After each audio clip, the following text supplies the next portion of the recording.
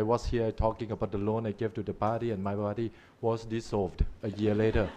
And if I talk about anything regarding to his party, maybe next year his party got dissolved. I don't want that to happen, so I let things about political parties to Pita. Let me talk a little bit about the movement we are trying to build from now. I think I think what we want to do is we want to focus in local elections. I don't know how much you know about local politics in Thailand, but local administrations in Thailand do not function very well, and we want to change that. We want to. The question earlier was how do we make people understand the importance of democracy? I think it's interrelated with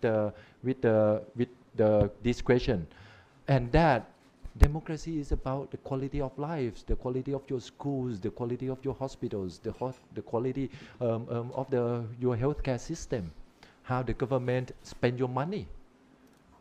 And by doing local politics, entering local politics, it's closer to them, it's much closer to them, you know.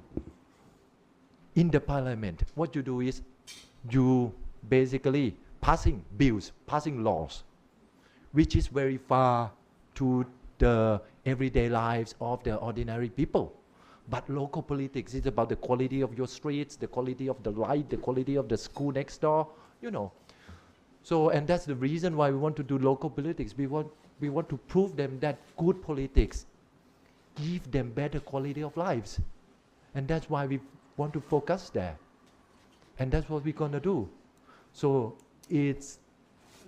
when we talk about doing local politics, it's about building a movement as well as walking the talk, show the people what we are able to do, you know. So that I think goes hand in hand, local politics and building the grassroots movement. You know, let me add one point here. In local politics, there's never been a debate about, say, city of Chiang Mai. In the election of the president of the provincial administration, I take Chiang Mai for example because I think all of you know Chiang Mai. In the past, in the history, no president of Chiang Mai provincial administration ever come to a debate and to show their vision what Chiang Mai could look like 10 years from now or 20 years from now, what Chiang Mai is capable of. So this time we want to make it different. We want the local politicians to play our game, the game of solid policy, the game of constructive policies. And if we force them to play our game, we win the election, we lose the election, we win. The people win. So we make them we force them by installing more competition into local politics so that they stop, so that money will not the most effective means to win the election. We want the people to understand this, and this is one of our core missions. Is that, do you mean you're actually going to be sending candidates? Trying to hold people accountable or doing civic education? Because you're a movement, you can't take part in elections. Well, yeah.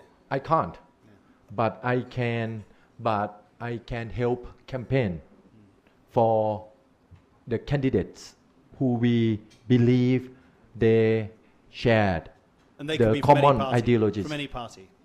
If that could be from any party if you think the candidate's good. It will be from the Future Forward movement. Yeah. I cannot run. Definitely I cannot run. As for myself, let me address your question by breaking it down. When you talked about Pheu Thai Party and you talked about the unity of opposition party, 2 nights ago or 3 nights ago, myself, Kun Vichan, Kun Sirikanya, all the MPs, Kun Thanathorn had a chance to hold dinner together with the leaders of all the opposing parties, and I tried to convince them. I asked for a strong one unified light of democracy. I mean, there were lessons that we needed to learn, but it's a unity of the opposing party that the people really requires. And I think we had a glitch in our long road, but we have made an understanding, and going forward we'll be communicating more to make sure that it's a stronger unified opposition party when the parliament starts again. Second part of the question was about grassroots movements and polarization of politics, the opposing colors, and how we were planning to depolarize and stop these color game. A lot of times, from my own experience, when we talk about social needs instead of political leaning, we talk about land justice, we talk about marijuana legalization, and yes, when we talk about environmental issues, it doesn't matter what color you come from. In the past 2 decades, it affects you.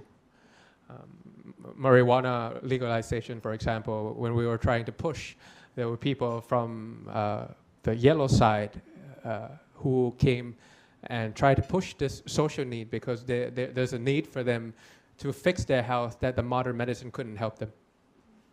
On the other hand, the people on the red side 10 years ago, they also had cancer, and they also wanted to find an alternative way to fix things. So because of these policies that are based on social needs and not just about the past, that's how we bring people together. And I think I walked 20 kilometers as a rally together with all colors in the past together, and we were talking about how we have to push this and make a change as an alternative for people who have no other alternatives. I have epilepsy. I'm epileptic, so it's been, I think it was my time 20 years ago in Texas that I had a chance to try medical marijuana where Tegretol, the modern medicine, couldn't help me, so I knew what it's like when you need something that is an alternative to modern medicine, and people from both sides also have these experiences that are similarity to move forward in a new direction.